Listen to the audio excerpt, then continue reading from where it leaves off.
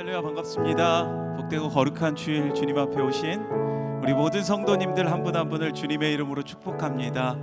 사방 권세를 이기시고 부활하셔서 우리의 산 소망 되신 그 예수 그리스도, 그분의 이름을 함께 높여드리며 나아가길 소망하는데요, 먼저 우리 사랑하는 성도님들과 함께 우리 부활의 기쁨을 나누면서 인사했으면 좋겠습니다. 사랑합니다, 축복합니다. 함께 인사해 보겠습니다.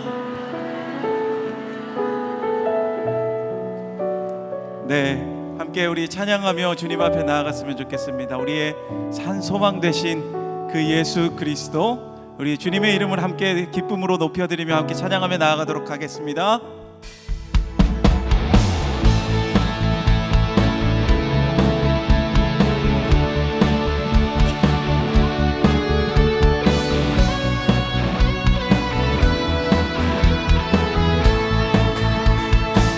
영광의 주님, 영광의 주님 찬양하세. 모든 영광 능력 찬송 예수님께. 영광의 주님 찬양하세. 주의 백성 모두 함께 찬양하세.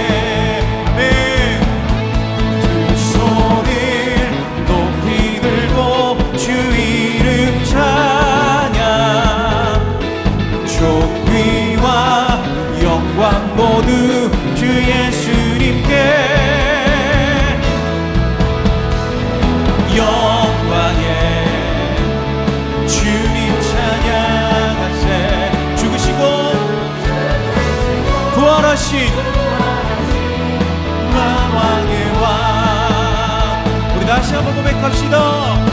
영광의 주님 찬양하세. 모든 영광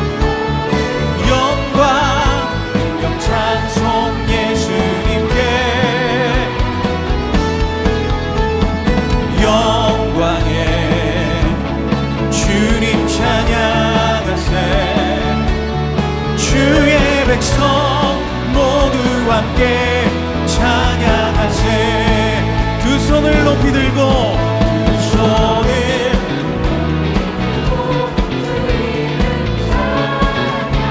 존귀와 영광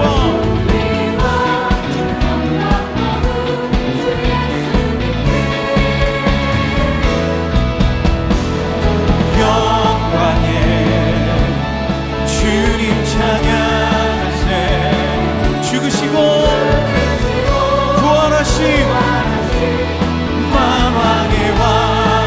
두 손을 높이 들고, 두 손을 높이 들고 주 이름 찬양. 존귀와 영광 모두 주 예수님께.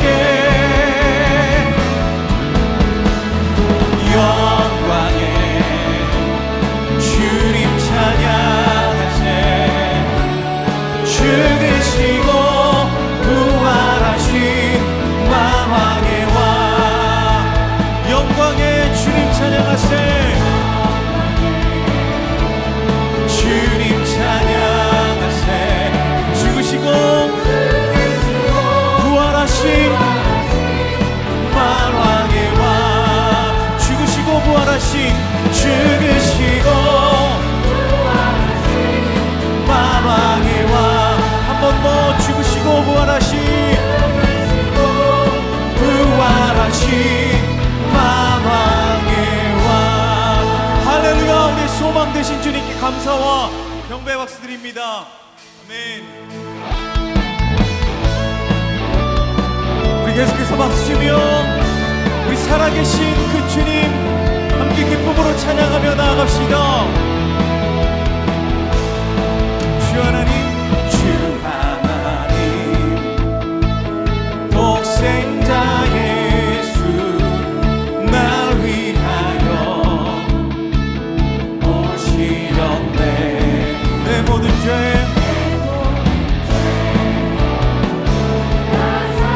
지고 죽음에서 부활하신 나의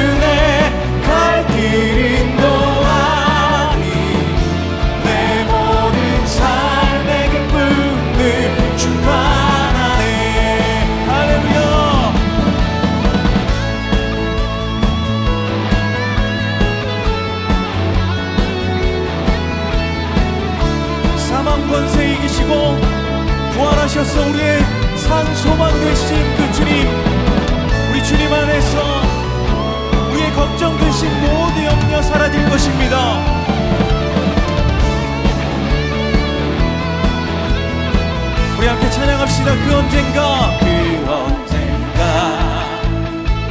주뵐 때까지 주를 위해 싸우리라.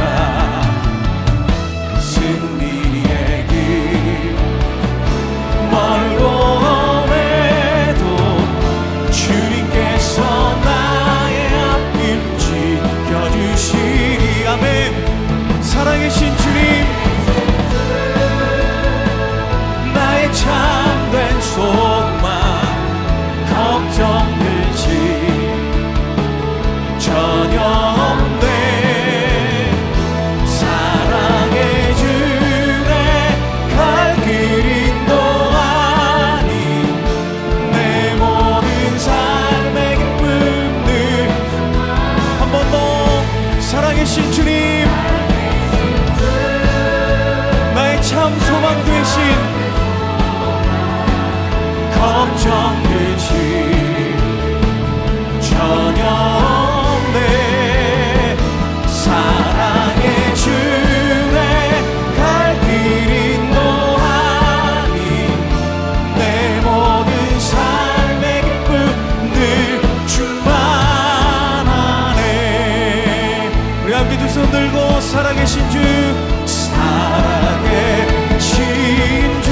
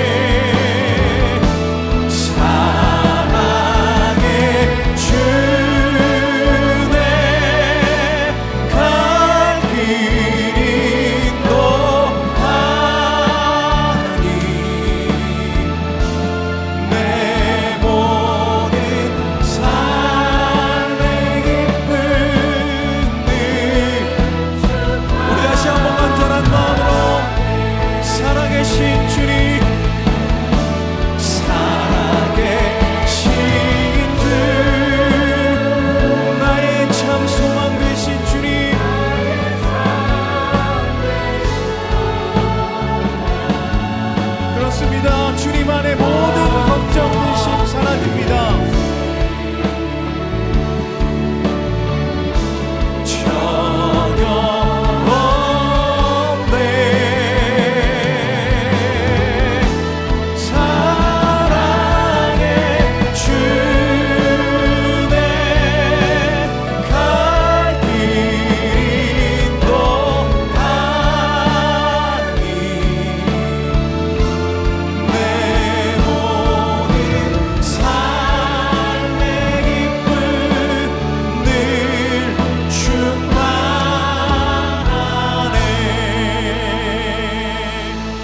모두 자리에서 일어나셔서 찬양하심으로 주일 예배를 하나님께 드리겠습니다.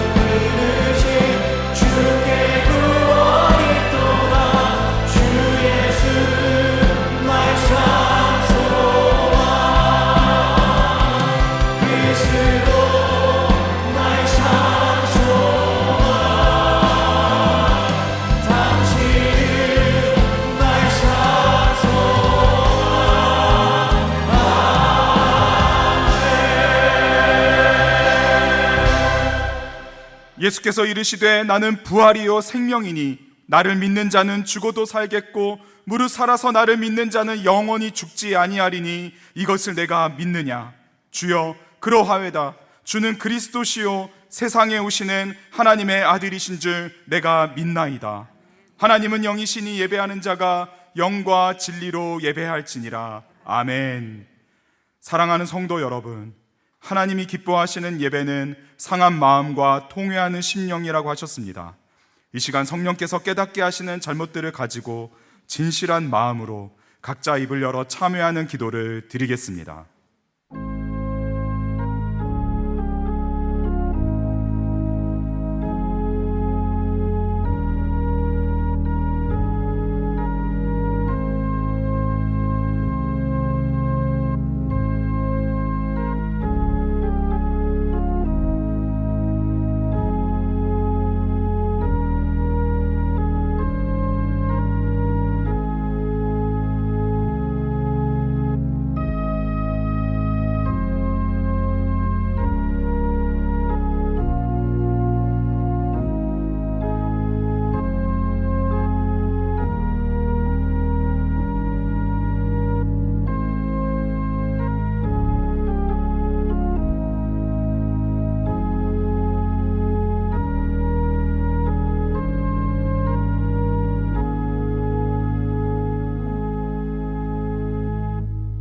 만일 우리가 우리 죄를 자백하면 그는 미쁘시고 의로우사 우리 죄를 사하시며 우리를 모든 불의에서 깨끗하게 하실 것이요. 사랑의 주님, 이 놀라운 용서의 은총을 허락하신 것을 감사합니다. 이제는 우리가 법 아래 있지 아니하고 은혜 아래 있기 때문에 더 이상 죄가 우리를 주관치 못하는 줄 믿습니다. 이 시간 우리를 다시 한번 성령으로 강건케 하시고 충만케 하여 주옵소서. 예수님의 이름으로 기도합니다. 아멘. 사도신경으로 신앙을 고백하겠습니다. 나는 전능하신 아버지 하나님 전지 창조주를 믿습니다. 나는 그의 유일하신 아들 우리 주 예수 그리스도를 믿습니다. 그는 성령으로 잉태되어 동정녀 마리아에게서 나시고 본디오 빌라도에게 고난을 받아 십자가에 못 박혀 죽으시고 장사된 지 사흘 만에 죽은 자 가운데서 다시 살아나셨으며 하늘에 오르시어 전능하신 아버지 하나님 우편에 앉아 계시다가 거기로부터 살아있는 자와 죽은 자를 심판하러 오십니다. 나는 성령을 믿으며 거룩한 공교회와 성도의 교제와 죄를 용서받는 것과 몸의 부활과 영생을 믿습니다. 아멘. 자리에 앉으셔서 함께 찬송하겠습니다.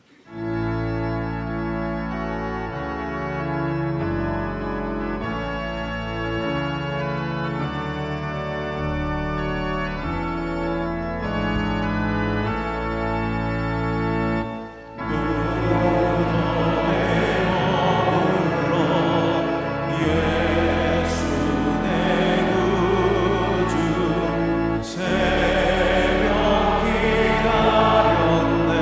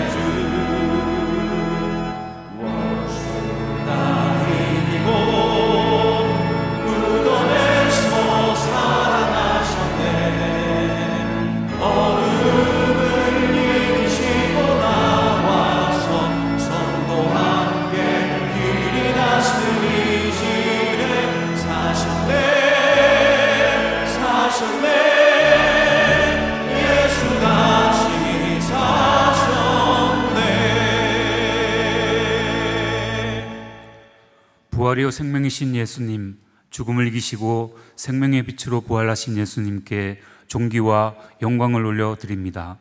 이 거룩하고 영광스러운 복된 예배 자리에 함께할 수 있도록 저희를 인도하여 주신 주님께 감사를 드립니다. 예배를 드린 저희 모든 성도님들의 마음을 정결케 하여 주시고 거룩하신 하나님만을 경외하며 성령의 충만함을 통해 부활의 참 기쁨을 경험하는 복된 예배가 되게 하여 주시옵소서. 이인호 목사님을 통해 선포되는 모든 생명의 말씀들이 저에게 꼭 필요한 말씀들로 가득 채워주셔서 구원의 감격과 위로와 부활의 능력으로 충만한 예배가 되게 하여 주시옵소서. 사랑과 긍휼이 많으신 하나님 아버지, 저에게 맡겨주신 귀한 소명들을 늘 기억하며 이 세상에 보냄받은 주의 신실한 지체들로 쓰임받는 복된 삶과 형통의 삶을 살아가기를 소망합니다. 그러나 하나님 아버지, 때로는 저희가 이해할 수 없고 감내할 수 없는 많은 고난들이 찾아올 때가 있습니다. 설명할 수 없는 많은 어려움과 현실 속에서 신음하며 깊은 상처와 외로움에 잠긴 적도 많았음을 고백합니다. 그렇지만 하나님 아버지, 믿음의 눈을 들어 부활의 주님을 바라보기를 원합니다. 다시 일어나 슬픔과 아픔을 이겨내고 저희를 향한 하나님의 선하시고 완전한 계획이 있음을 바라보게 하여 주시옵소서. 더욱더 간절히 기도하며 인내와 연단을 통해 부활의 능력이 우리 삶 가운데 나타날 수 있도록 친히 인도하여 주시옵소서. 하나님의 때가 이를 때 반드시 저희를 가장 좋은 길로, 가장 완전한 길로 이끌어 주실 것을 굳게 믿습니다. 변함없으신 주님의 사랑과 은혜로 말미암아 온전한 회복을 이루게 하여 주시며 하나님의 참된 제자의 삶을 살아가는 저희 모두가 되게 하여 주시옵소서. 육신의 질병으로 고통받고 있는 환우분들을 위해 기도할 때 주님의 손으로 치료하여 주셔서 사랑하는 가정의 품과 소명의 자리로 돌아가게 하여 주시옵소서. 저희가 받은 은혜를 늘 기억하며 허락하신 달란트대로 여러 섬김에 함께 지원하여 귀한 사역들을 감사와 기쁨으로 섬기게 하여 주시옵소서. 해외 선교지에서 복음을 전파하시는 선교사님들의 안전을 지켜주시고 저희 모든 성도님들이 물질과 기도와 사랑으로 함께 동역하게 하여 주시옵소서. 이 시간도 여러 곳에서 묵묵히 예배를 돕는 귀한 손길들을 기억하여 주시고 저의 마음을 담아 찬양으로 영광 올려드리는 할렐루야 찬양대 찬송을 기쁘게 받아 주시옵소서. 저희 모든 성도님들이 복음 전도에 함께하여 주님의 사랑을 전하고 나누며 복음의 통로로 귀하게 쓰임받는 더 사랑의 교회가 되기를 간절히 소망하며 부활이요 참 소망 되시는 예수님의 거룩하신 이름으로 기도드립니다. 아멘.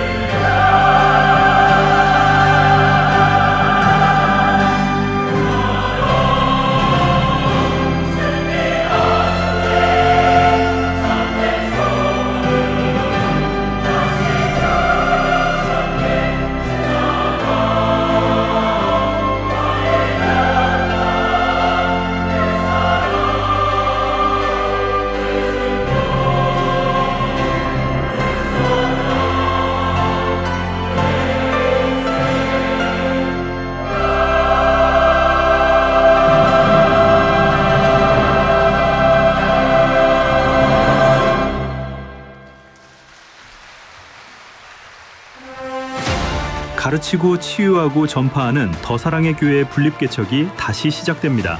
2015년 더 원사랑의 교회, 2017년 더 시티 사랑의 교회, 2019년 더 드림 사랑의 교회, 2022년 더 이음 사랑의 교회, 그리고 2027년 5번째 분립개척교회가 세워집니다. 이를 위해 분립개척 헌금을 드리며 하나님 나라의 확장을 향한 첫걸음을 함께 시작합니다. 복음의 숲을 이루어가는 영광스러운 사역을 위한 하나님의 부르심에 기도와 헌신, 동역으로 응답하시기 바랍니다. 감사합니다.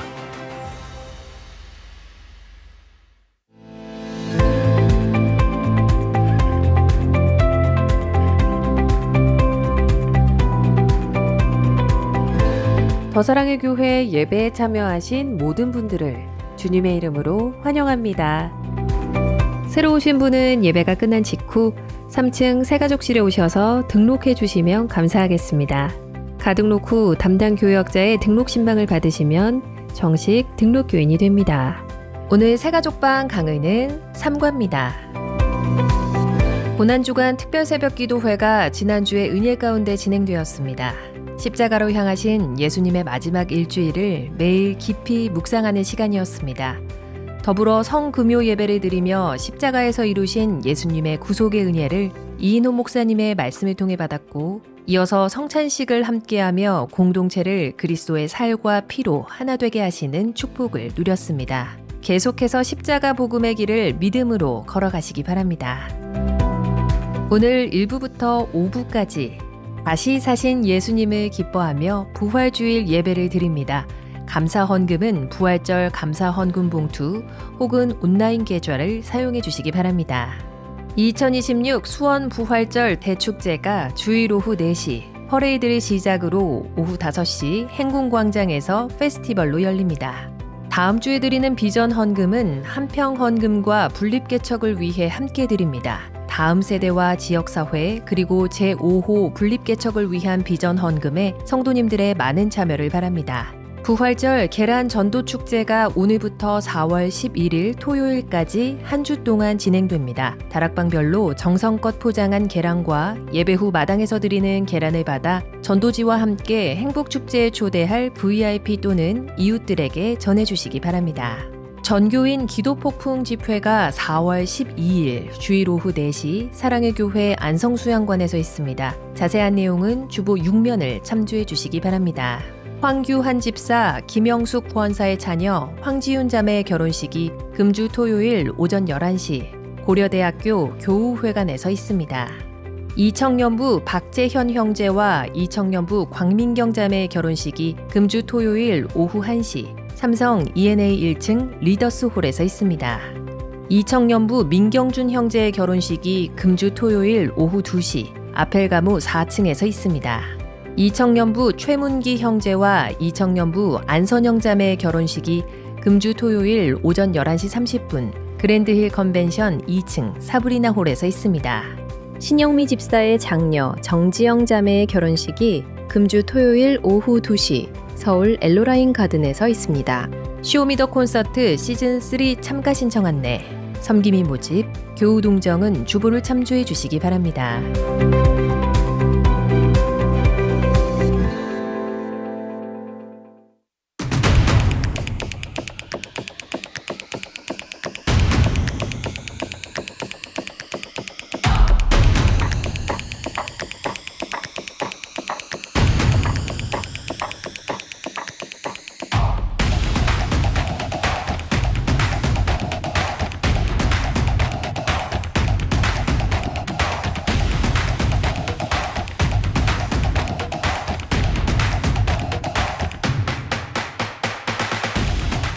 창립 23주년을 맞이하여 하나님께서 우리 교회에 부어주신 은혜와 사랑을 나누고자 지역사회와 함께하는 쇼미더 콘서트 시즌3를 진행합니다. 교회 성도 및 지역사회 이웃 누구나 참여 가능하며 장르는 노래와 춤, 랩, 연주가 담긴 영상을 1분 이내로 제작하여 4월 30일까지 이메일로 접수해 주시면 됩니다. 1차 심사를 통해 본선 진출팀을 선정하여 최종 본선 경연이 진행됩니다. 상금과 푸짐한 상품도 준비되어 있으며 하나님께서 함께 하시고 찬양과 영광을 올려드리는 자리에 성도님들과 주민분들의 많은 참여를 부탁드립니다.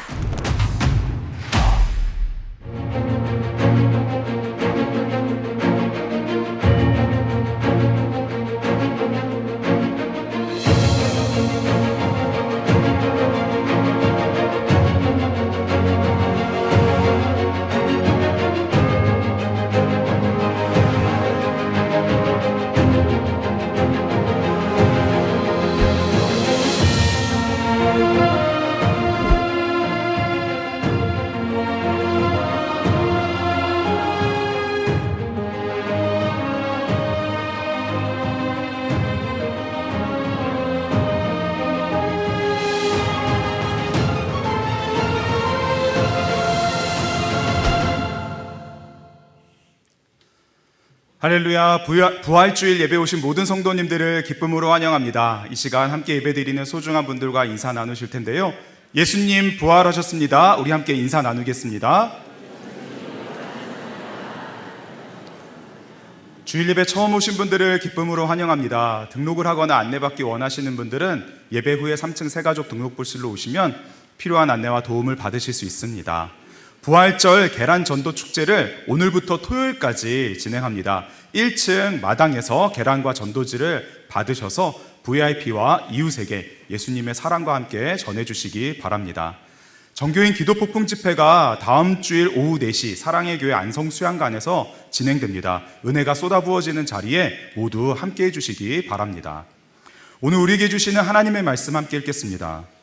신약성경 요한복음 20장 19절부터 29절까지 말씀을 드라마 바이블을 통해 함께 듣고 이인호 목사님께서 나오셔서 아기 축복 기도해 주신 후에 말씀 전해 주시겠습니다. 이날 곧 안식 후 첫날 저녁 때에 제자들이 유대인들을 두려워하여 모인 곳의 문들을 닫았더니 예수께서 오사 가운데 서서 이르시되 너희에게 평강이 있을지어다.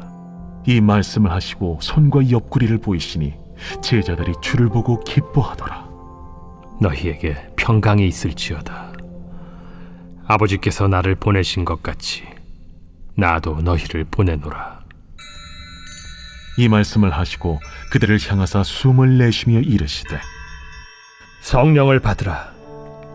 너희가 누구의 죄든지 사하면 사하여 질 것이요 누구의 죄든지 그대로 두면 그대로 있으리라.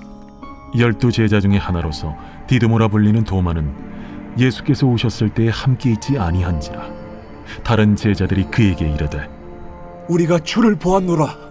도마가 이르되 내가 그의 손에 못자국을 보며 내 손가락을 그 못자국에 넣으며 내 손을 그 옆구리에 넣어보지 않고는 믿지 아니하겠노라.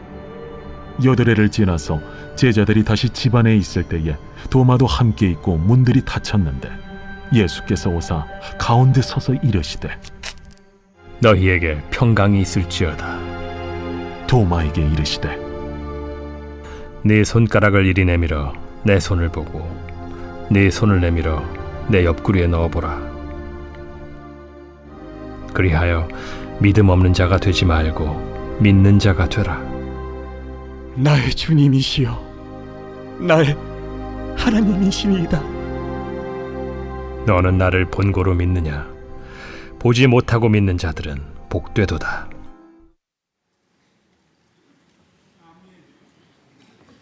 아멘. 김지아 아기예요. 며칠 됐어요? 오늘이 101일입니다. 오늘이 101일째라고 합니다. 기도하겠습니다. 하나님 아버지 감사합니다. 주님께서 귀한 가정에 이 귀한 생명을 주심을 감사합니다. 주님께 올려드리고 맡기오니 우리 주님께서 이 아이 머리에 안수하사 성령으로 기름 부으사 충만케 하시고 이 아이를 말씀으로 진리로 예수님의 형상으로 빚어 주시옵소서.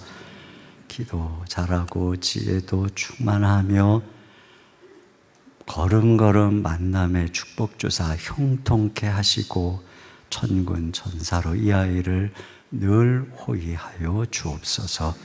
부모에게 은혜와 믿음 주사 이 아이를 맡은 청지기로 잘 양육할 수 있도록 믿음을 축복해 주시고 가정에서 이 아이가 천국을 경험케 하옵소서.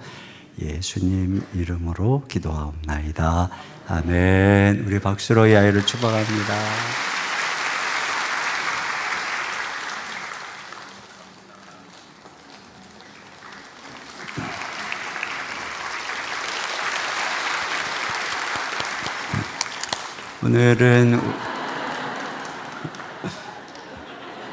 오늘은 우리 주님께서 부활하신 날입니다. 죽으시고 부활하셔서 오늘 이 자리에 우리와 함께 하시는 주님께 감사와 영광의 박수 올려드립니다.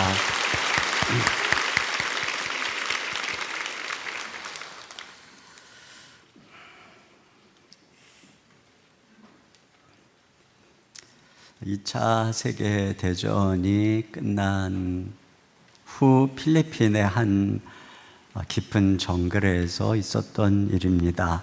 전쟁이 완전히 끝났음에도 불구하고 오노다 히로라고 하는 군인은 무려 29년 동안이나 정글 속에 숨어 지냈다는 겁니다.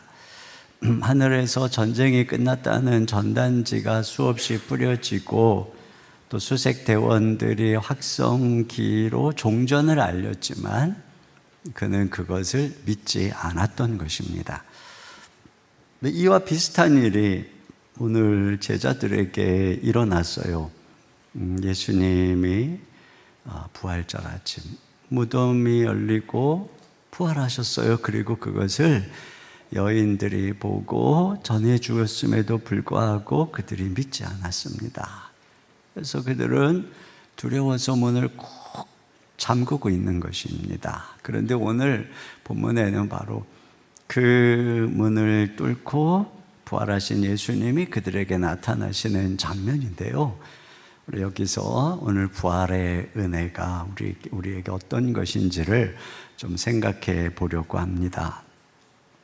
먼저 여기 닫힌 문의 의미를 몇 가지로 생각해 볼 수 있습니다. 첫째는 생존의 공포가 만든 두려움의 문입니다. 19절을 같이 읽어보겠습니다. 시작. 이날 곧 안식 후 첫날 저녁 때에 제자들이 유대인들을 두려워하여 모인 곳에 문들을 닫았더니 네, 그 스승인 예수님이 반역죄와 신성모독으로 십자가의 처형을 당했기 때문에 그의 제자들인 자신들은 언제든지 죽을 수도 있는 위험을 감지한 것이죠. 그래서 그 두려움으로 문을 꼭 닫고 있는 것이죠. 두 번째는 인생의 목적을 잃어버린 허무와 절망의 문입니다. 제자들은 예수님이 이스라엘을 로마의 압제로부터 구원해 주시고 로마를 정복하고 그때의 자기들이 예수님 좌편 우편에 높여질 거라는 기대 속에서 예수님을 따랐어요. 배와 그물을 버려둔 채 자신들의 청춘과 삶을, 인생을 예수라고 하는 그 한 분에게 다 걸었습니다. 그런데 그 예수가 가장 무력하고 수치스러운 모습으로 십자가에서 저항도 안 하고 죽어버린 것입니다. 이것은 지난 3년 동안 달려왔던 삶의 목적과 의미를 상실하는 사건이고 인생의 기반이 무너져 내리는 존재론적 절망이죠. 내 헌신은 헛된 망상이었나? 내가 누구지? 내가 무엇을 위해 살아야 하는가? 이런 근본적인 이유가 흔들리는 허무의 늪에 빠진 것입니다. 또 세 번째는 스승을 버린 자들의 수치심과 죄책감의 문입니다. 로마 군병들이 들이닥쳤을 때 그들은 살기 위해 스승을 버리고 도망쳤습니다. 주님을 사랑한다고 고백하고 또 큰 소리를 쳤는데 막상 죽음이라는 극단적 공포 앞에서 그렇게 장담했던 의리도 신앙적 고백도 원초적인 죽음의 공포를 이길 수 없었습니다. 십자가 앞에서 자기들 안에 비열하고 이기적인 밑바닥을 발견한 그들은 자기 혐오에 빠졌을 것입니다. 스스로 용서할 수 없는 죄책감의 감옥에 그들이 갇혀 있는 것이죠. 예수님은 살아나셨지만 제자들은 살아나지 못했습니다. 그런데 이 처절하게 절망적인 어두운 감옥에 무슨 일이 일어나고 있나 보세요. 19절 상반절 보겠습니다. 시작. 예수께서 오사 가운데에 서서 이르시되 네, 굳게 닫힌 그 절망의 방 안으로 부활하신 예수님이 그 문을 뚫고 찾아오신 것입니다. 제자들이 이 순간에 회개를 한 것도 아니고 믿음으로 주님을 기다리고 있는 것도 아니에요. 오히려 그들은 배신, 부인으로 자책감과 두려움과 허무 속에서 자기들이 내놓을 만한 과거의 자랑거리였던 종교적 공로는 다 산산조각이 난 그런 상태입니다. 그러니까 은혜를 기대할 만한 아무런 조건이 없는 그 순간인데, 근데 부활하신 예수님이 찾아온 것이죠. 여러분, 부활의 은혜는 이와 같은 것입니다. 이 예수님이 죽으시고 부활한 이 부활이 언제 일어난 거예요? 인생의 생명이 완전히 끝나버린 차가운 무덤에서 죽음 속에서 일어난 사건이죠. 마찬가지입니다. 내 안에 아무런 조건도 스스로 일어날 어떤 희망도 가능성도 남아있지 않은 철저한 파산과 죽음과 같은 자리, 바로 그곳에 부활의 은혜가 찾아오는 것이라는 거죠. 러시아의 노벨 문학상 수상자였던 알렉산더 솔제니친이 소련의 강제 수용소에 수감되었을 때입니다. 그곳에서 혹독한 강제 노동과 굶주림 그리고 암과 싸우며 하루하루 죽어가고 있었어요.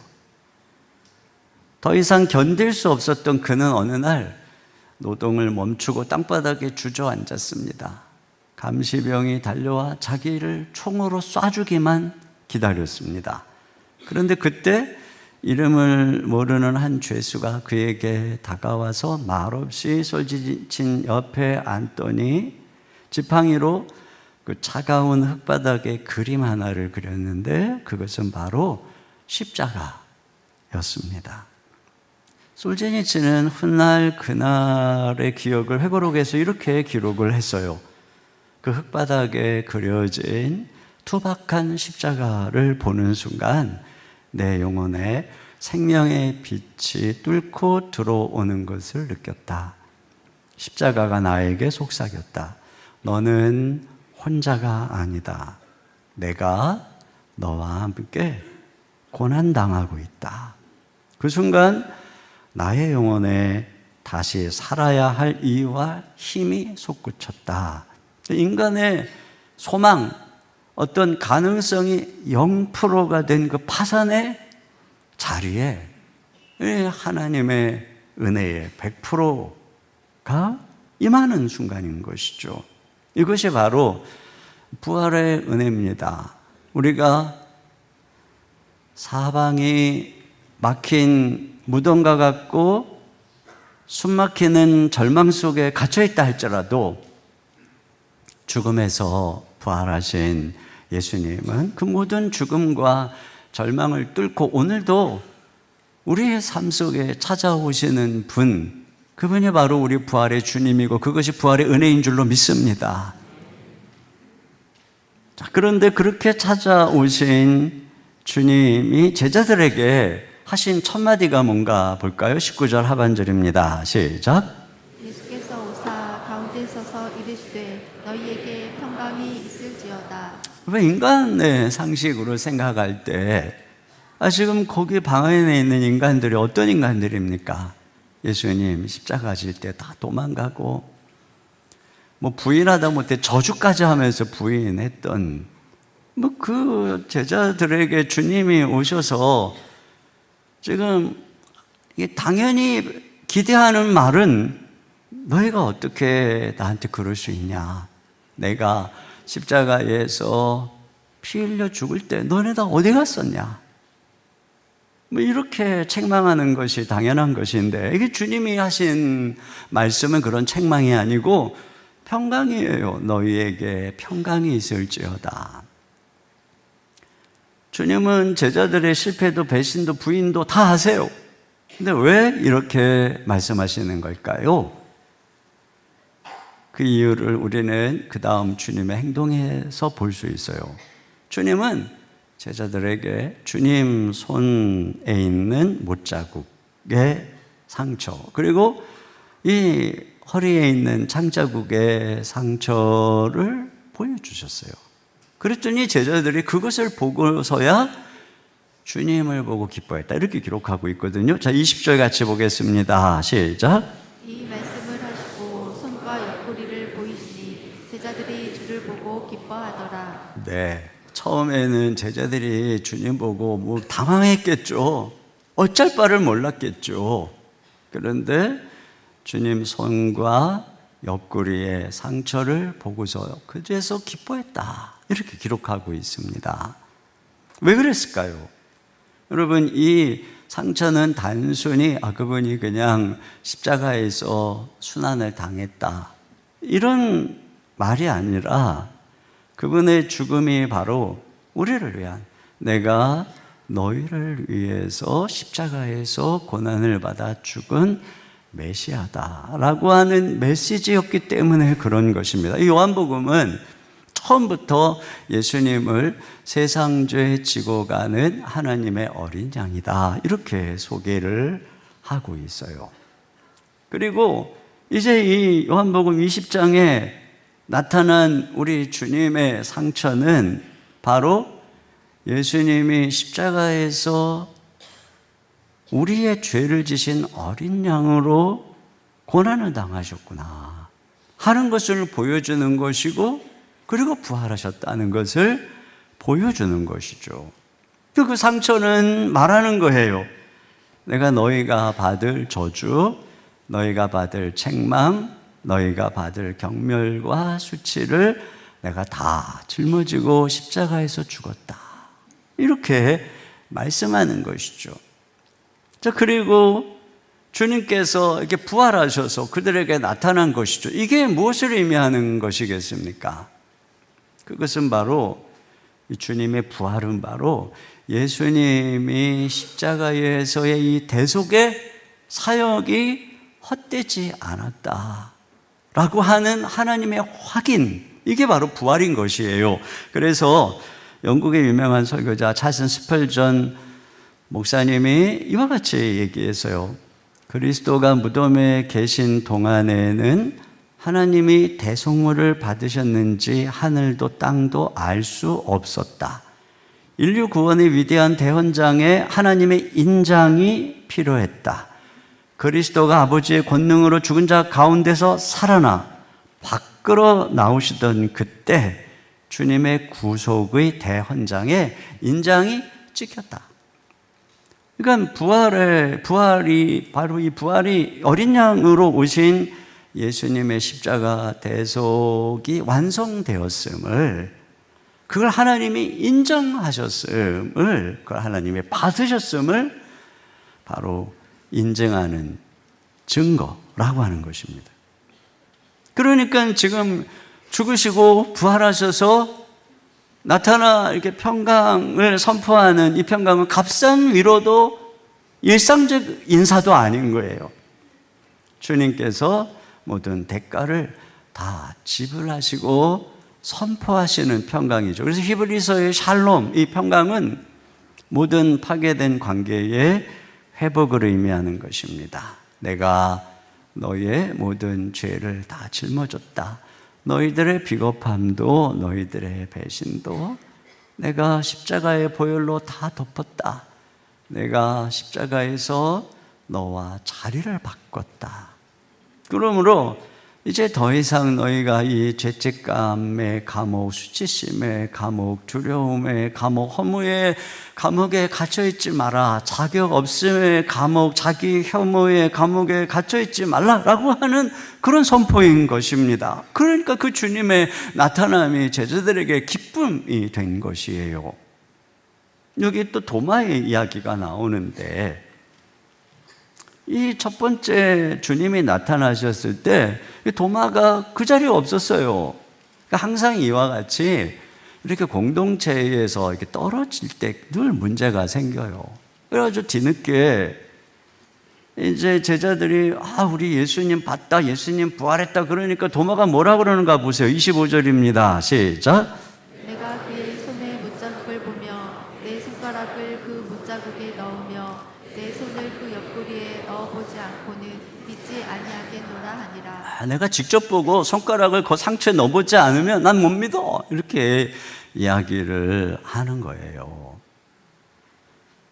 그러니까 여러분 항상 이렇게 모일 때 모여야 됩니다. 항상 이렇게 말씀 듣고 집회할 때 이게 있어야지. 그거 없으니까 자꾸 이렇게 이상한 소리를 하는 거예요.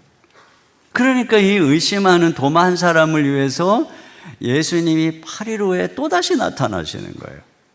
얼마나 예수님을 이게 피곤하게 만들어가고 또 오시게 하고 말이죠. 네. 왜 또 뒤에 가면은 그 엠마오 마을로 가는 제자들도 또 여기서 아니 둘이 또 어딜 또 가요 또. 또 주님 또 찾아가시고 말이죠. 여러분 자꾸 이렇게 공동체 떠나서 방황하지 마세요. 그럼 주님이 피곤해지십니다. 주님이 참 좋은 분이세요. 전혀 이것을 번거로워하지 않으시고 나타나서 그가 원하는 대로 도마에게 자 그래 내 손에 상처와 내 옆구리의 상처를 보라는 거예요. 결국 의심 많은 도마가, 이 회의적인 도마가 예수님을 믿게 된 것은 무슨 지적인, 과학적인 어떤 설명이 아니에요. 바로 자기를 위해서 십자가에서 죽으시고 부활하신 그분을 만난 거죠. 그분을 본 거예요. 그때 그가 고백을 하는 것입니다. 자, 28절 같이 보겠습니다. 시작. 도마가 대답하여 이르되 나의 주님이시오 나의 하나님이시니이다. 네. 그러니까 주님께서 도마에게 뭐라 그러냐면은 너는 본고로 믿느냐 보지 못하고 믿는 자는 복되도다 이렇게 말씀을 하십니다. 이 말은 도마가 보고 믿어서 복되지 않다 이 말은 아니에요. 사실은 제자들 앞에서 먼저 본 제자들도 그렇고 여기 도마도 다 보고 믿었어요. 그리고 이것은 주님이 그들에게 보라고 나타나셨기 때문이죠. 왜냐하면 그들이 사도기 때문에. 사도들은 누구냐? 증인이에요. 자기들이 본 것을 나가서 증언하도록 부름받은 증인이에요. 우리는 사도들이 이때 본 것을 우리에게 전해준, 그래서 말씀에 기록한 것을 듣고 믿는 거죠. 그렇기 때문에 사도들에게는 사도들대로 아주 중요한 복이 있는 것이에요. 그런데 우리는 그 이후 사도들의 증언을 통해서 보지 못하고 증언을 통해서 믿는 거죠. 이걸 우리가 복되다 이렇게 말씀을 하는 것입니다. 그러면 우리가 보지 못하고 뭘 믿는 거예요? 이게 똑같은 거죠. 예수님이 나를 위해서 십자가에서 죽으셨다. 내 모든 죄와 내 모든 허물과 내 모든 비겁함과 내 모든 것들을 주님이 다 짊어지시고 십자가에서 죽으셨다. 그리고 그분이 부활하셨다는 거죠. 그분이 예수님이시라는 거예요. 바로 이 복음을 듣고 믿을 때 우리가 구원받는다는 것이죠. 이런 사람들이 복되다는 것이에요. 여러분, 이와 같이 왜 부활하신 예수님을 만날 때 인생이 바뀔까? 그분이 우리를 위해서 모든 죄를 다 짊어지시고 죽으시고 부활하셔서 우리의 주가 되셨기 때문에 누구든지 이 부활하신 예수님을 만날 때 모든 죄에서 벗어나고 두려움에서 벗어나고 인생의 무목적에서 벗어나고 참된 평강과 기쁨으로 인생이 변화되는 것입니다. 초대교회 전승과 유세 비우스라는 역사가의 기록에 의하면 도마는 예수님을 만난 이후에 인생이 완전히 달라졌어요. 물론 다른 제자들도 그랬지만 다른 제자들은 복음을 그래도 로마 제국 안에서 전했는데 이 도마는 인도까지 가서 인도 남부 지방에 가서 복음을 전하고 거기에 많은 교회를 개척하고 그러다가 순교했습니다. 지금도 그곳에 가면은 여전히 도마의 복음 전한 믿음의 흔적들이 그 그리스도의 공동체가 남아 있습니다. 이걸 보면 이렇게 무력하고 겁 많고 회의적이었던 한 사람이 이게 완전 획기적으로 바뀐 거죠. 이것이야말로 정말 예수님이 부활하셨구나, 그리고 이 제자들이 그를 만났구나라고 하는 가장 큰 증거입니다. 그래서 사도행전을 보면은 이 지금 복음서에 제자들의 모습과 사도행전에 나타나는 제자들의 모습이 너무 달라요. 마치 다른 사람 같아요. 차원이 다르게 바뀌었어요. 여러분, 이러한 변화야말로 정말 예수님이 부활하시지 않았다면 일어날 수 없는 것이고, 단지 그냥 어떤 한 사람이 죽었다가 살아났다는 쇼크, 이것 때문에 잠시 흥분했던 사건이 아니잖아요. 이걸 보면 그들이 단순한 기적적 체험을 넘어 부활하신 주님을 만나고 새로운 생명으로 변화된 새로운 부활의 능력으로 살아가고 있는 존재라는 것을 우리에게 보여주는 것입니다. 자연 질서에는 엔트로피 법칙이라고 하는 것이 있습니다. 우주가 이런 질서의 상태에서 점점 시간이 가면 무질서한 상태로 변화된다는 것이죠. 시간이 가면 에너지는 점점 손실되고, 그래서 정말 무한히 오랜 세월이 지나면 이 우주는 에너지가 없는 차가운 죽은 상태에 이를 거다라는 예측입니다. 그러니까 이 법칙에 의하면 우주는 죽음을 향해서 가고 있는 것이죠. 이것이 바로 죄로 인해서 창조자 하나님과 단절된 인생과 우주의 결말입니다. 뿌리에서 잘려진 꽃이 점점점 시들어가는 것처럼 성경은 바로 하나님에게서 떠난 인생이 자연이 우주 만물이 이렇게 시들어가고 있다라고 말하고 있는 것이죠. 그런데 부활이 보여주는 건 뭘까요? 이런 무시무시한 엔트로피의 법칙, 이 죽음의 법칙을 뛰어넘는 것입니다. 여러분, 이것은 결코 자연 세계 안에서 일어난 기적이 아닙니다. 우리가 이런 자연 세계 안에서 생명을 연장하고 고통을 경감시키는 행위는 자연에 있는 어떤 에너지를 갖다가 쓰는 겁니다. 그렇기 때문에 실제적으로 전체적인 엔트로피는 계속 증가하고 있는 거예요. 나한테만 지금 멈춰 있는 거지. 그리고 결국은 지구의 죽음을 가속화할 뿐이죠. 그래서 우리가 에어컨을 켜고 난방기를 켜서 편안하면 그만큼 지구의 파멸은 재촉되는 것처럼 말이죠.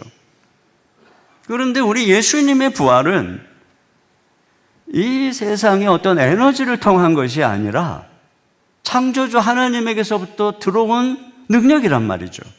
새 창조의 사건이라는 것입니다. 그래서 예수님의 부활은 장차 예수님을 믿는 모든 사람들이 부활할 거라고 하는 첫 열매요. 동시에 모든 피조계도 변화돼서 새하늘과 새 땅을 이룰 거라고 하는 예고입니다. 그러니까 예수 그리스도의 부활은 이 지금 죽어가는 자연 질서의 엔트로피 법칙의 완전한 초월, 반전, 파격인 것이에요. 파괴인 것입니다. 여러분, 그런 면에서 이 제자들의 변화도 그들의 변화가 단지 이 땅에서 일어난 어떤 소생?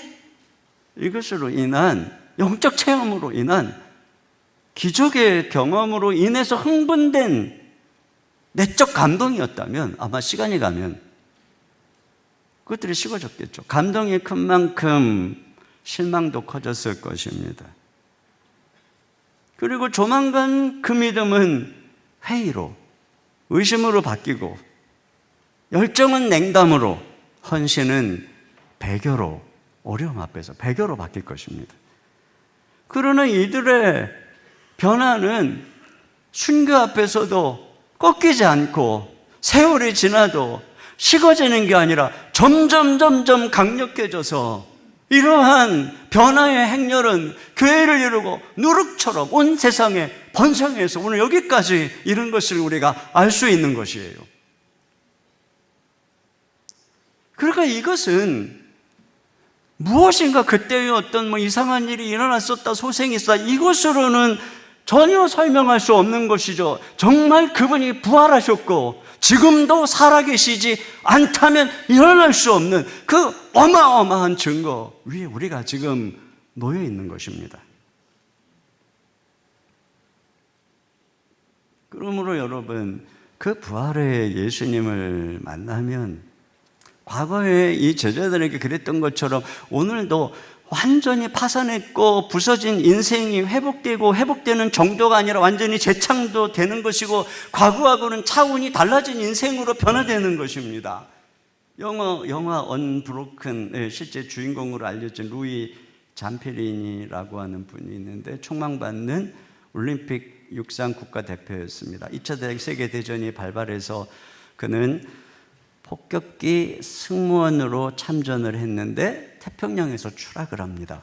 47일간 바다에서 표류하다가 일본군에게 잡히게 되고 2년 반 동안 포로 수용소에서 인간에 의해 끔찍한 고문과 학대를 겪습니다.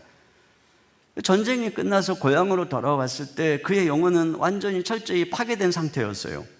매일 밤 자기를 고문했던 교도관에 대한 끔찍한 악몽을 꾸고 또 마음에는 복수심으로 시달리게 됐습니다. 그 트라우마와 두려움으로 알코올 중독에 빠지게 됐고 가정은 완전히 산산조각 날 위기에 처했어요.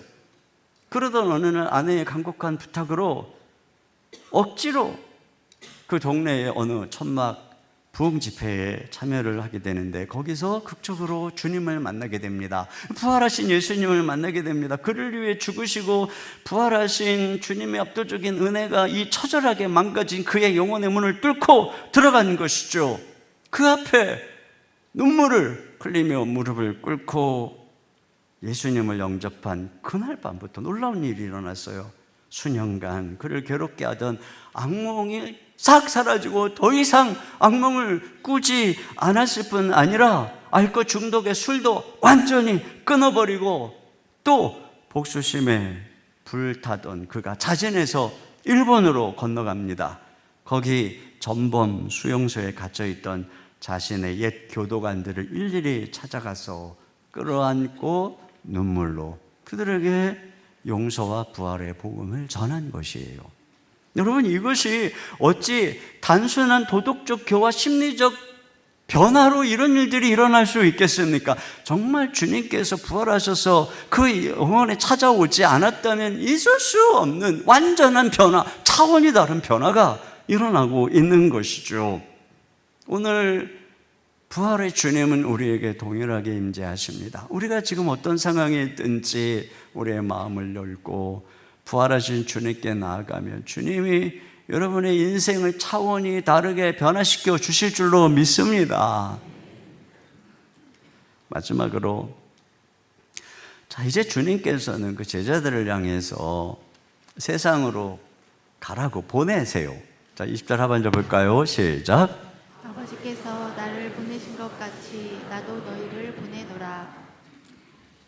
네, 이것은 주님께서 그들을 이제 사도로 이렇게 세우시는 장면이죠. 근데 이건 어떤 면에서 재임명과 재파송이에요. 원래 예수님께서는 사도들을 다 12사도를 임명하고 그들을 보내셨습니다. 그들을 주님의 대사로 삼으셨어요. 그런데 그들은 십자가 앞에서 다 부인하고 도망가고 넘어졌습니다. 파산했어요. 실패했어요. 그런데 주님이, 부활하신 주님이 그들을 다시 부르는 거예요. 그리고 다시 보내는 거예요. 여전히 너는 내 일꾼이고 여전히 너는 내 사도다. 그러면서 주님이 그들에게 두 가지 자원을 주시는 거예요. 첫째는 바로 평강. 다시 평강을 선포하세요. 자, 21절 상반절입니다. 시작. 예수께서 또 이르시되 너희에게 평강이 있을지어다. 네, 너희에게 평강이 있을지어다. 또 말씀하세요. 이미 그들에게 나타나서 평강을 선언하신 주님은 이제 그들을 파송하면서 다시 또 평강을 선언하세요. 여러분, 이게 무엇이냐면 우리 안에 주님의 십자가의 평강은 쉼없이 반복되어야 된다는 것입니다. 그 뒤에 보면은 또 도마에게 나타내도 또 평강이 있을지어다. 이게 세 번이나 반복돼요. 이 짧은 구절에. 이렇게 자꾸 평강은 반복돼야 된다는 거예요. 우리가 부활 생명으로 변화됐다고 해서 강철 같은 존재로 변화된 것이 아닙니다. 여러분, 예수님이 부활의 몸에 십자가의 상처와 흔적을 남겨두신 것처럼 우리가 부활 생명으로 변화됐다고 해서 내 삶의 상처가 마술처럼 지워지는 것이 아닙니다. 그리고 또 우리가 더 이상 상처를 안 받는 것도 아닙니다. 우리는 여전히 과거의 상처를 기억하고 있고 또 상처를 받습니다. 다만 부활의 주님을 만난 우리에게는 그 상처의 의미가 달라지는 거예요. 우리 주님의 상처가 파산된 제자들을 위로하고 치유하고 다시 세워주듯이 우리의 상처는 누군가 고통받는 그들의 상처를 치유하는 도구가 되는 것이죠. 그런데 우리는 여전히 상처의 기억과 흔적을 가진 연약한 인생이기 때문에 우리에게 반복적으로 필요한 게 바로 이 주님의 평강이에요. 비록 처음 주님의 평강으로 다시 회복이 되고 기쁨이 회복되었어도 또 나가려면, 누군가를 도우려면 우리는 다시 주님의 십자가의 구속의 은혜로 다시 회복되고 다시 평강을 가져야 된다는 거죠. 여러분, 부활의 능력은 우리가 상처를 안 받는 능력이 아니라 그 상처를 싸매주시는 능력이에요. 그래서 거듭거듭 상처를 경험할지라도 거듭거듭 다시 일으켜주시고 다시 회복해주시는 그 십자가의 은혜, 이것이 바로 평강이에요. 여기서부터 진정한 평강이 오는 것입니다. 유대교 경전인 탈무드를 보면은 그 메시아가 어떤 분인지 보여주는 이야기가 하나 있어요. 어느 날 그 랍비가 선지자 엘리야에게 묻습니다. 메시아는 어디에 있고 그분을 제가 어떻게 알아볼 수 있습니까? 그러자 엘리야가 이렇게 대답을 합니다. 저 성문 앞에 가보세요. 그곳에 상처 있고 병든 가난한 사람들이 모여 있는데 그들 사이에 앉아 있는 분이 메시아입니다. 그러면 그분들 중에 있는 분 중에 메시아를 어떻게 알아볼 수 있나요? 하고 묻자 다른 병자들은 자신의 상처를 치료하기 위해 모든 붕대를 한꺼번에 다 풀었다가 다시 감습니다. 그런데 메시아는 다릅니다. 그는 붕대를 한 번에 하나씩만 풀어서 상처를 돌본 뒤 다시 묶습니다. 그랬더니 랍비가 왜 그렇게 하나요? 하자 엘리야가 이렇게 말합니다. 그분은 사람들이 필요로 할 때, 세상이 그분을 부를 때 그들을 도우러 가기 위해서, 그리고 단 1초도 지체하지 않기 위해서 그렇게 하고 계십니다. 여러분, 메시아는 상처 입은 분이에요. 그런데 그분은 다른 사람을 돕기 위해서 자신의 상처의 붕대를 감고 계세요. 그러니까 상처 입은 치유자인 거예요. 결코 자신의 아픔에 빠져 있지 않은 거죠. 우리도 마찬가지예요. 우리도 상처를 입어요. 그런데 그리스도 안에서 우리는 모든 상처의 붕대를 다 풀어헤치고 내 아픔에만 갇혀 있는 존재가 아니라는 거예요. 십자가의 은혜로 상처를 싸매고 일어나서 나의 도움이 필요한 누군가를 향해서 나아가는 상처 입은 치유자라는 것이죠. 그래서 하나님은 한 번도 넘어져 본 적 없는 사람을 골라서 쓰는 게 아니에요. 이와 같이 처절하게 넘어지고 실패한, 실수하고 아파하는 그들을 보내죠. 왜? 그랬기에 누군가의 처절한 아픔을 이해할 수 있으니까요. 누군가의 상처를 이해하고 어디가 아픈지 알고 싸매줄 수 있으니까 말이죠. 그때 필요한 게 바로 평강이라는 것입니다. 이 평강이 우리의 붕대예요. 주님의 십자가의 놀라운 그 은혜로 날마다 붕대를 감고 나서는 거예요. 그래서 우리보다 더 아픈, 아니 우리처럼 아파하는 그들의 아픔을 감싸주는, 이게 바로 오늘날 우리의 사명이라는 것이죠. 이 평강 속에서 일어나는, 이게 부활의 능력이라는 것입니다. 그래서 우리를 향해서 주님이 십자가에서 말하는 거예요. 여전히 너는 내 아들이고 내 딸이다. 내가 너를 선택하고 내가 너를 사랑한다. 내가 너를 이 시대에 불렀다. 내가 너를 보낸다. 내가 너와 함께한다. 네가 나의 도구고 네가 나의 통로다. 이렇게 주님이 말씀하는 거예요. 이 평강 속에서, 이 확신 속에서 믿음으로 일어나 걸어갈 때 우리를 통해서 부활의 능력이 다른 누군가에게 임하게 되는 줄로 믿습니다.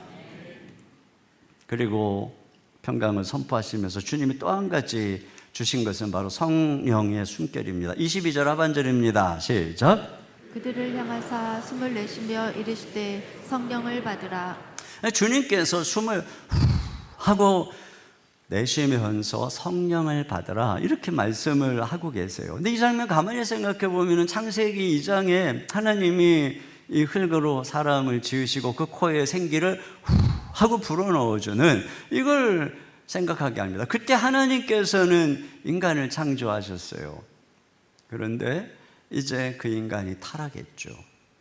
네, 우리 주 예수님이 십자가에 죽으시고 부활하셔서 오늘 그 예수를 믿는 그의 백성들에게 하고 하나님의 생기를 불어넣어 주심으로써 새로운 창조를 하시는 것입니다.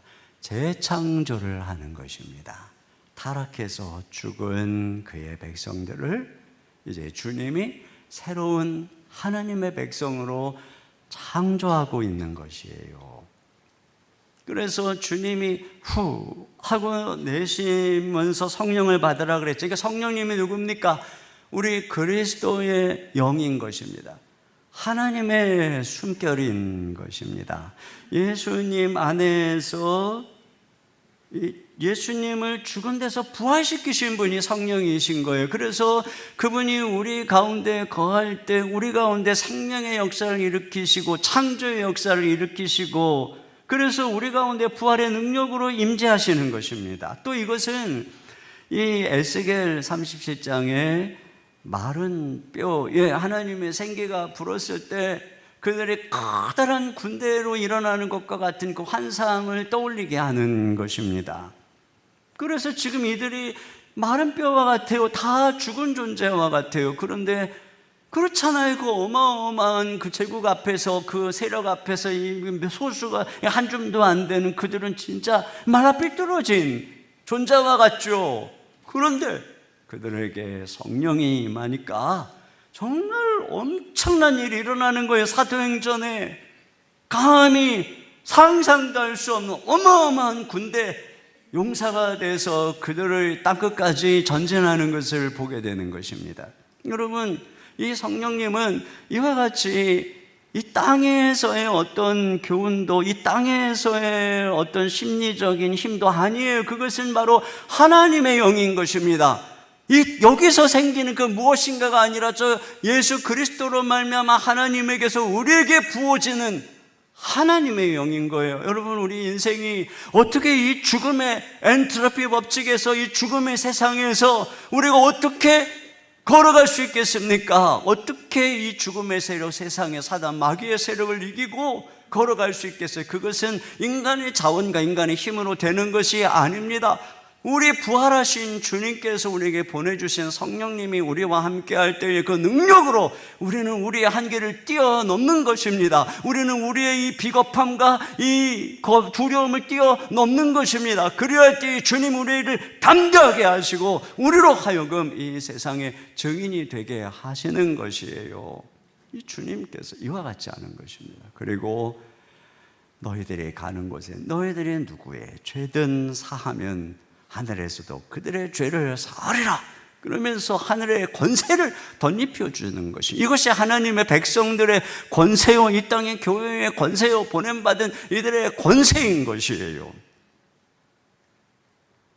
부활의 공동체는 가만히 문을 닫아 걸고 우리끼리 위안하고 있는 공동체가 아닙니다. 이와 같이 이 죽어가는 세상의 유일한 생명이신 이 십자가와 부활의 복음을 나가서 전하는 것입니다. 주님의 평강과 성령의 능력으로 그것을 가로막는 모든 죽음의 세력을 이기면서 담대하게 전진하는 것, 이것이 부활의 공동체예요. 이런 은혜가 오늘 우리와 함께 하시기를 주의 이름으로 축원합니다. 평생을 인도해서 한센병 환자들과 함께 했던 폴 브랜드 박사님이 일합니다. 어느 날 한센병 환자들이 함께 모인 자리에서 폴 브랜드 박사님이 예수님의 손을 주제로 말을 했어요. 예수님의 아기 예수님의 손, 목수 예수님의 손, 치유하시던 손, 십자가에 못 박힌 손, 그리고 부활 후에도 상처를 지닌 손을 차례대로 말했습니다. 그러면서 왜 그분이 부활했는데도 상처를 지녔는가를 설명하면서 그 상처는 바로 고난당하는 이들과 영원히 하나 되려는 표지라고 말을 했습니다. 고난받는 자들의 필요를 주님이 부활하셨어도 계속 이해하시려고, 그리고 영원히 우리와 하나 되려고 그리했다라고 말했습니다. 그런데 그 이후에 이 한센병 나병 환자들의 태도가 바뀌기 시작했습니다. 그들이 자기들의 상처를 바라보는 방식이 달라진 거죠. 그들이 상처를 이해하는 방식이 달라졌어요. 그전에는 반쯤 숨겼던 손들이 나중에는 얼굴 가까이, 나중에는 거의 자랑하듯이 더 높이 들려졌다는 겁니다. 그 잘리고 일그러진 손끝조차 어떤 존엄을 얻은 것처럼, 누군가를 치유하는 주님의 거룩한 손이 된 것처럼 말이죠. 부활하신 주님은 우리를 위해서 상처를 간직하시고 그분 안에서 우리의 상한 손도, 우리의 상한 마음도 다시 들려 쓸 수 있는 것입니다. 파산된 인생도 다시 쓰임받을 수 있는 것입니다. 부활하신 주님은 살아계십니다. 그분은 어떤 파산과 실패 속에서도 우리를 다시 일으키시고 우리를 다시 부르시고 우리에게 그 십자가의 참된 평강으로 우리를 회복시키시고 성령의 권능으로, 그래서 이 시대의 부활의 증인으로 우리를 사용하시는 것입니다. 이런 은혜가 우리 모두에게 함께 하시기를 주님의 이름으로 축복합니다. 아멘. 우리 자리에서 일어나셔서 우리 함께 예수 열방의 소망, 우리 박수 치면서 힘차게 부활하신 주님을 찬양하도록 하겠습니다.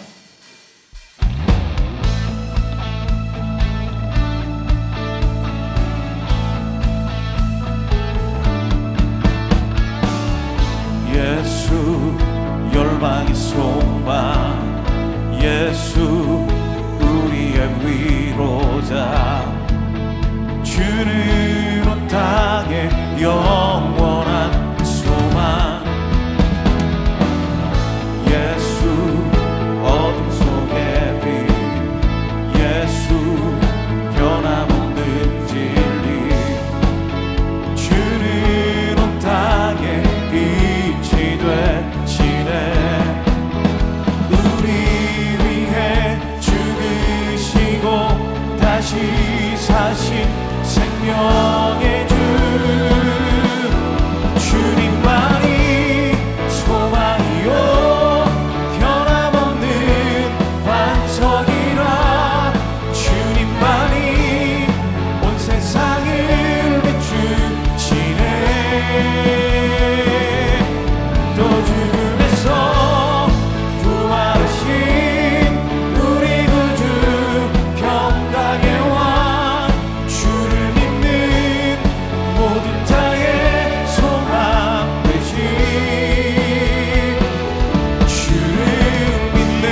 죽으시고 다시 사신 생명의 주, 우리 위해 죽으시고 다시 사신 생명의 주, 주님만이 소망이요 변함없는 반석이라. 주님만이 온 세상을 비추시네. 또 죽음에서 부활하신 우리 구주 평강의 왕, 주를 믿는 모든 자의 소망 되신 주를 믿네. 우리 부활의 소망 되시는 영광의 주님께 박수로 영광 올려드리겠습니다. 우리 주신 말씀을 기억하며 다음 기도 제목을 함께 읽겠습니다. 두려움, 절망, 죄책감으로 굳게 닫힌 내 영혼의 문을 뚫고 찾아오신 부활의 주님을 만나는 은혜를 경험하게 하소서. 아멘. 십자가의 상처로 우리에게 샬롬을 선포하시는 부활의 주님을 통해 재창조의 능력으로 변화된 삶을 살게 하소서. 아멘. 부활의 주님이 주시는 평강을 통해 상처 입은 치유자로 살게 하시고 성령의 능력을 힘입어 부활의 증인으로 살아가게 하소서. 아멘. 우리 함께 기도하겠습니다. 하나님 아버지,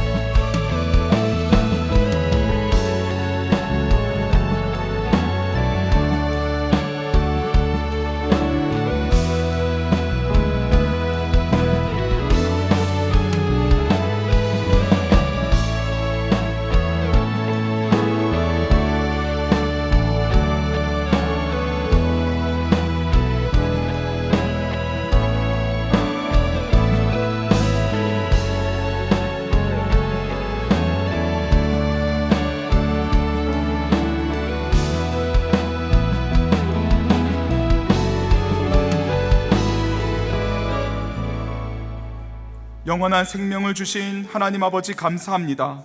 부활주일 예배를 통해 스스로 굳게 닫아놓은 영혼의 문을 뚫고 들어오사 평안을 선포하여 주셔서 감사합니다. 두려움과 절망, 수치심과 깊은 죄책감으로 어두움 가운데 있던 우리를 버려두지 않으시고 사랑과 은혜로 다시 찾아오셔서 따뜻한 생명의 품으로 안아주시니 주님 감사합니다. 사랑하는 주님, 부활하심으로 모든 것을 완전히 그리고 온전히 회복시켜 주신 그 샬롬 안에서 우리를 기쁨의 인생으로 변화시켜 주신 그 은혜를 따라 살아가게 하여 주시옵소서. 부활의 새 생명 복음의 소식을 증거하는 우리의 가정이 되게 하여 주시옵소서. 실패한 인생을 다시 써주시는 성령의 숨결에 순종하여 부활의 증인으로 맡겨주신 생업의 자리에 서게 하여 주시옵소서. 우리의 상처를 부활의 은혜로 싸매어 주신 우리 예수님을 닮아 상처 입은 자들에게 예수님의 사랑을 전하는 상처 입은 치유자들로 우리 다 모두 서게 하여 주시옵소서. 사랑하는 주님, 한 주간 정성을 다해 준비한 예물을 이 시간 올려드립니다. 주일 헌금과 부활절 감사 헌금과 11조 한평헌금, 구제헌금, 성교헌금 등 우리에게 주신 모든 것을 통해 주님께 영광 올려드리오니 주님 기쁨으로 받아주시며 흠양하여 주시옵소서. 우리의 가정과 일터, 생명까지도 주님께 드립니다. 드리는 손길마다 축복하여 주시며 채우시는 하나님의 은혜를 흡족히 누리게 하여 주시옵소서. 부활의 소식, 복음을 전하며 하나님의 나라를 확장하는 일에 우리가 드린 헌금과 우리 교회를 사용하여 주시옵소서.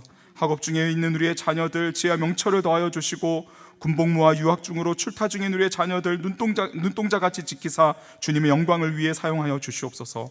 사랑하는 환우들에게 찾아가 주시며 치유의 손길을 베풀어 주셔서 온전히 회복되어 부활의 소망을 가지고 다시 모여 우리가 함께 예배드리게 하여 주시옵소서. 지금 이 시간에도 생명을 다해 복음을 전하시는 사랑하는 선교사님들의 모든 사역의 현장 가운데, 그 가정 가운데 주님 함께하사 복음이 전하여지도록 주님 역사하여 주시옵소서.